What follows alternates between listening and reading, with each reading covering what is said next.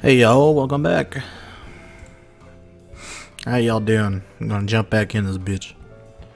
Ahaha, I'm hopeless, aren't I? And after I came all the way here to try and cheer you up. I'm sure things will be a little rough for you down the line, but tell me if there's absolutely anything I can do for you, okay? Thank you. We're childhood friends. Helping each other is what we do. The bright, cheerful smile splashed across her face warmed my heart. I had no memories of her, and yet the kindness she showed in treating me like a close friend set my mind at ease.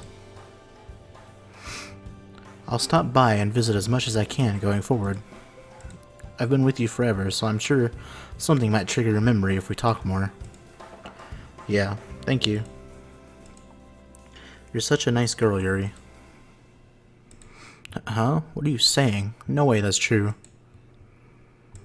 I'm a repeat offender who's constantly late or leaves school early, an exemplary delinquent. Late and leaves early? Does it mean you're skipping school just to come here? This and that are completely different. Sorry, I can't remember what sort of girl you were at all. So if it's okay with you, I'd like you to tell me more. I want you to know more about you. I want to know more about you. You want to know more? What sort of relationship do we have? I understand that we've been friends for ages and are really close, but what else do we have in common? Aside from that, well, oh, I know, that's gotta be it.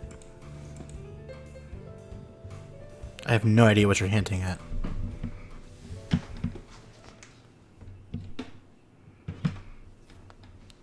I'm not so sure this is something I should really be telling you here of all places.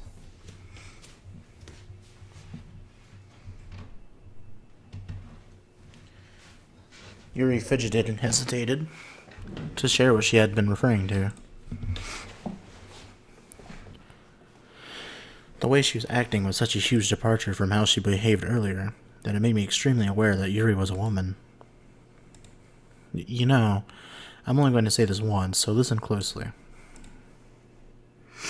Yeah? About me and you.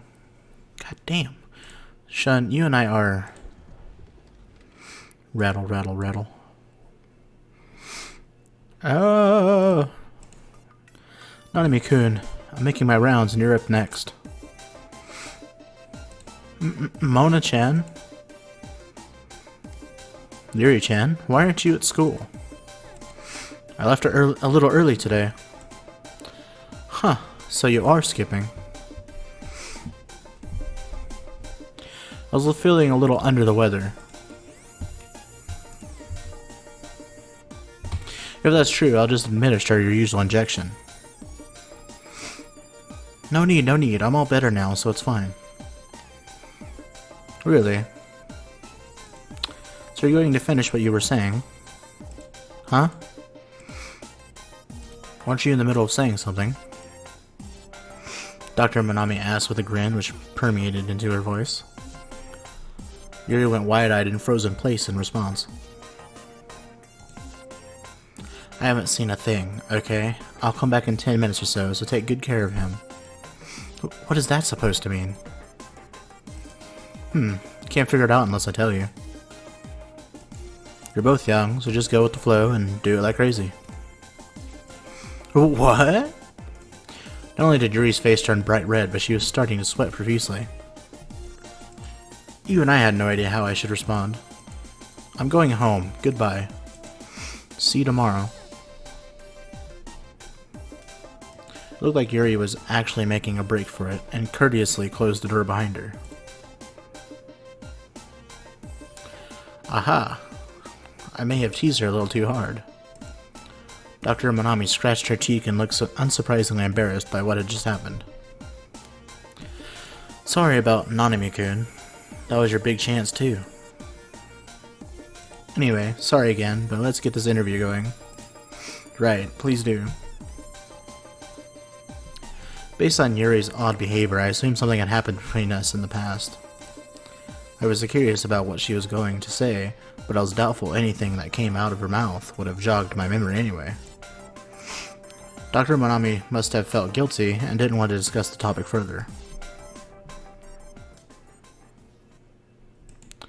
I was so utterly powerless here that I couldn't settle down. I considered whether it might be better if I just slept the days away until I was discharged, but... Excuse me. Come in? The door opened and a girl walked in. I knew this person. Wait, why are you awake? I was worried and came to check up on you, too.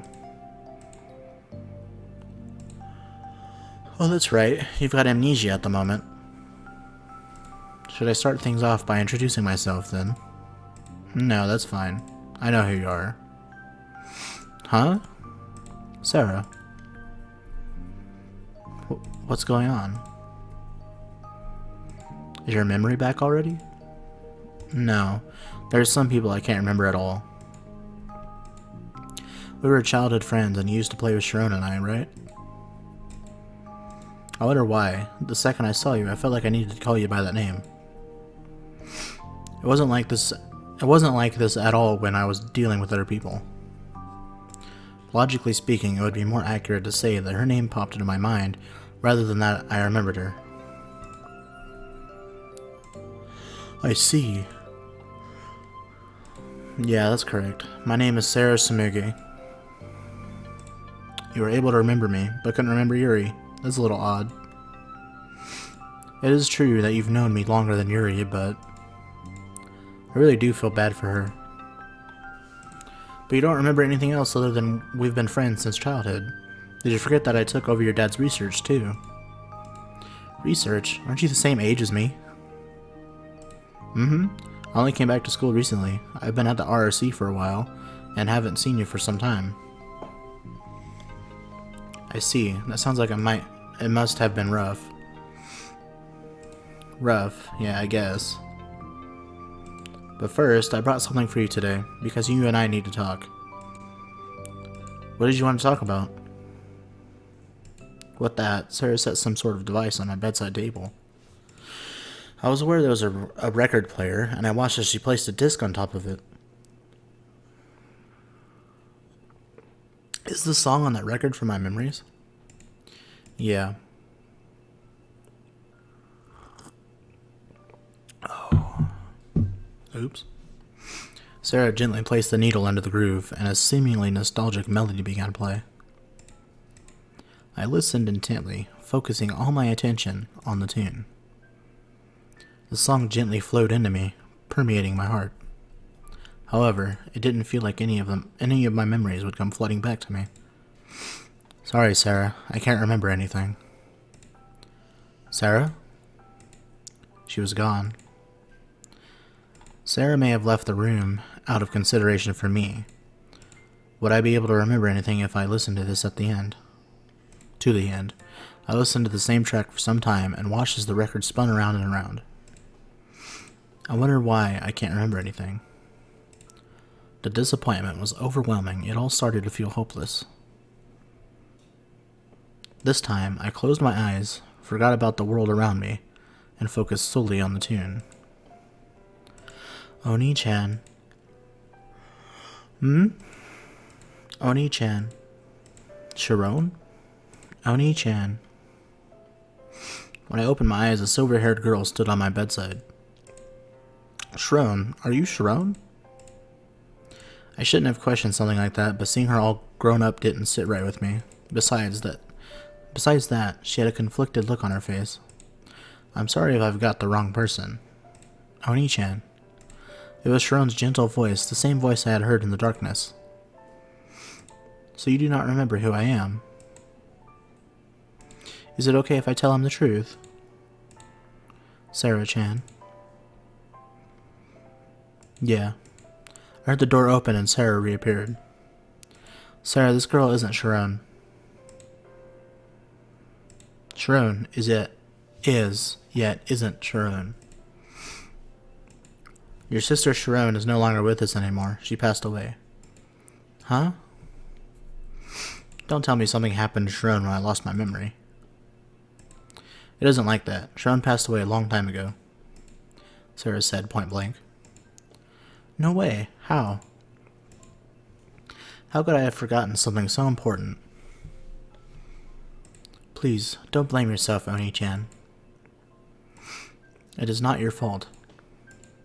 Does that mean that you're a robot? Do you think that I am a robot? Oh, sorry. There's no way you could be. Sarah had mentioned taking over my dad's research, so I had thought that might be a possibility. I am Trino. Trino. Sharon, you can save the explanations for later. Would you please continue? I am Sharon, an android that was created for your sake, Oni-chan. Huh? My prediction had suddenly come true. Based on her appearance, though, I couldn't view her as anything other than human. Sharon-san passed away when you were still very young, and you have been extremely depressed ever since. That is why Sarah-chan made me to cheer you up. Wow. So, before you lost your memory, the two of us were living together. We were? Yes, for various reasons we were living separately from Mom.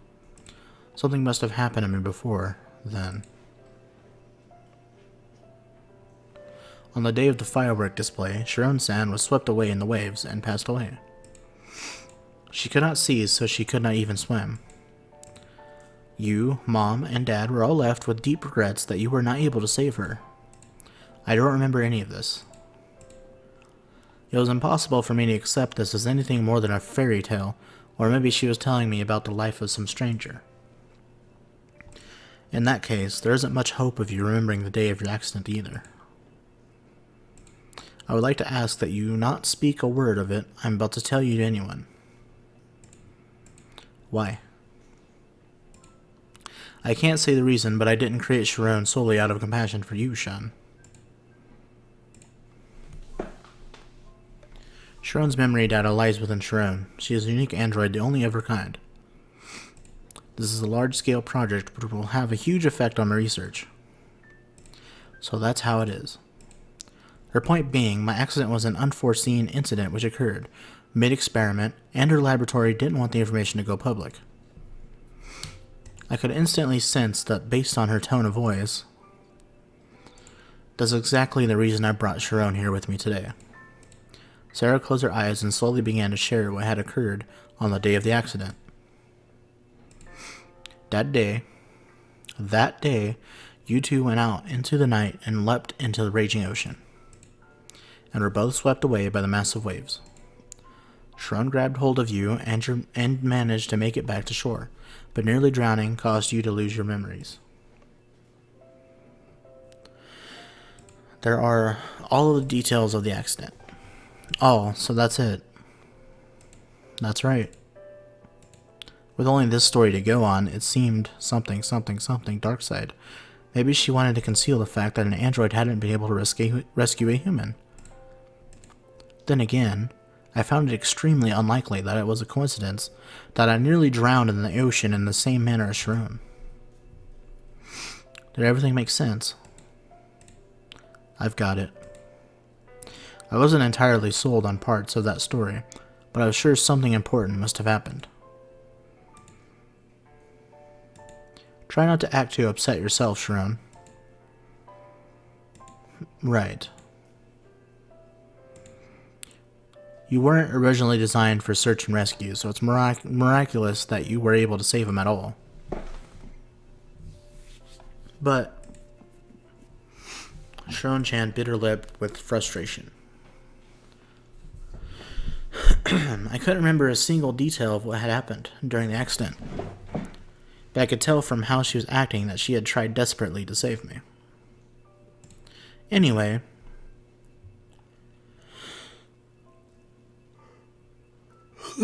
dwelling on the past won't help anyone. Let's focus all of our efforts going forward on helping Shun recover his memory. Yes. So, picking up from where I left off, if possible, I would like you and Sharon to resume living together, and for you to treat her as your little sister one more time. This request also comes from Dr. Manami.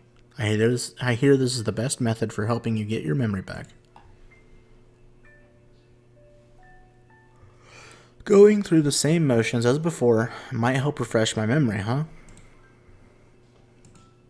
If you don't want to stay with Sharon with an android, then I will be forced to respect your decision. Well, although it seemed like Sharon-chan had been involved in my accident, given my lack of memory, I had no real desire to refuse. Sharon-chan, what's the matter? I want to be with you, Honey-chan. Okay, let's do it then. You're sure you're okay with this, right, Shun? If it's possible, I'd like to get my memories back too. So, long as it's in your and Sharon-chan's best interests. Thank you very much. Sharon-chan softly held her hand over her chest and a relieved expression slowly spread across her face. Then it's settled. I'll make the preparations. Also, as for how you refer to Sharon, you used to call her Sharon, not Sharon-chan. Oh, I did? Sharon, looking forward to it.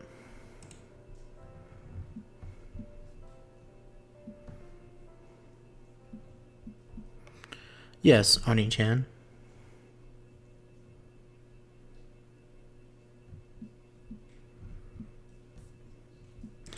I sure had a lot of visitors today.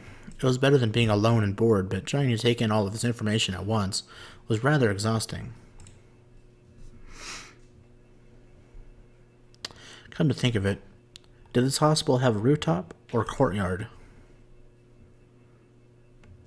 The roof is that way.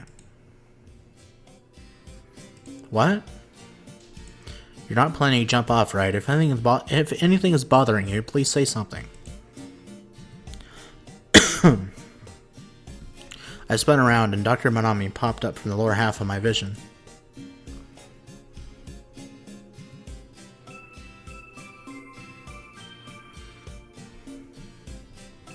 I wouldn't do that. Really, you had this really weird look on your face, though. Worried? I wouldn't necessarily call it that, but more so something was nagging me in the back of my mind. I was just wondering what sort of person I was before losing my memory.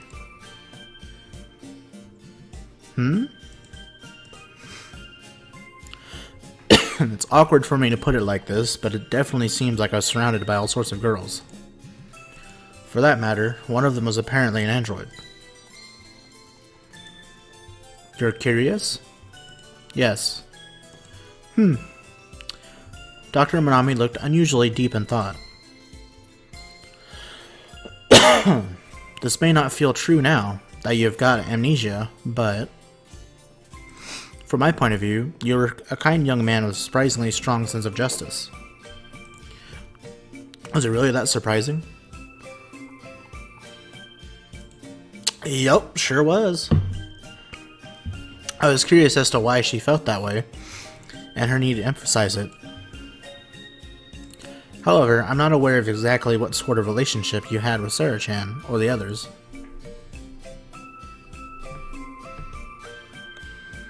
My guess is their stories won't be completely consistent, even if you were to ask them directly.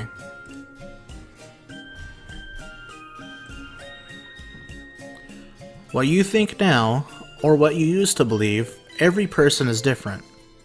And we all come in a million different varieties, don't you think?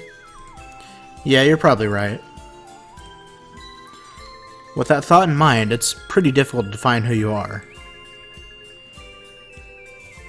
Medically speaking, cardiac failure is the prime criterion for death, but in human terms, death is a continuous process and it's unclear where you draw the line.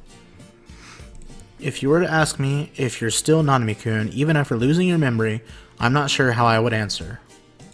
In my case, I do have some memories, like of my family. Oh, sorry about that. I've practically been calling you a dead man. Don't think badly of me. It's fine.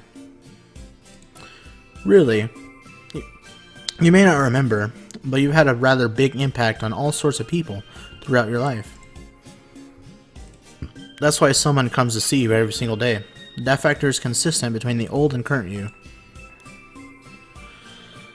At least, I'd like to believe so. Dr. Monami flashed me a big childish grin. Saying something so significant with her rather immature-looking appearance seemed kind of sly to me. Were you just thinking of something really rude?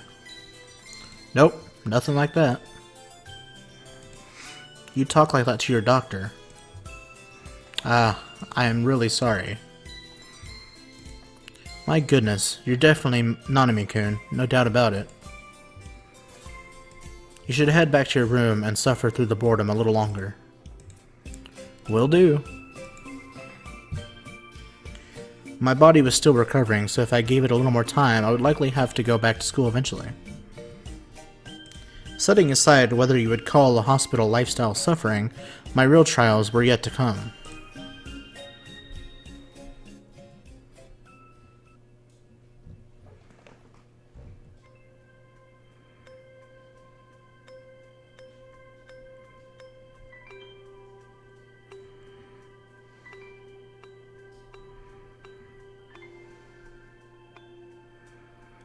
Okay, have a safe trip.